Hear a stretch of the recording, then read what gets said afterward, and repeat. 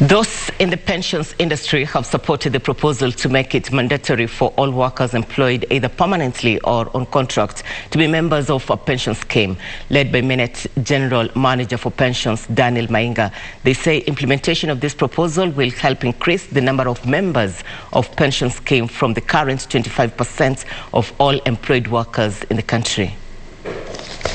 Over 200 members of various pension schemes gathered in Naivasha for the 7th annual Minute Kenya Pension Conference. With only 25% of employed workers in the country being members of pension schemes, they said more needs to be done to ensure employed Kenyans save for retirement. A company must do well for them to secure a pension fund at the same time.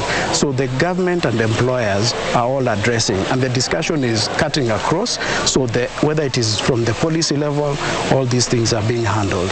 It emerged that retirees were spending about 30% of their pension on medical expenses. The mandatory contribution rate to the National Social Security Fund is still at 200 shillings.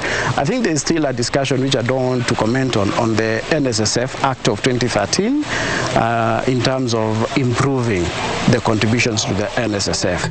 Mainga said the pension industry had grown from 40 billion shillings in 2000 to over 1.5 trillion shillings, with projections that it could grow further. I think that is something that was already thrown out by the courts, but for now we know a lot is happening behind the scenes. People are trying to see how best that act can be implemented, and if not, how contributions can be improved. The government is, however, challenging pension schemes to shift away from the traditional focus of investing in government securities to infrastructure projects like the affordable housing projects to ensure members earn more from their pension savings.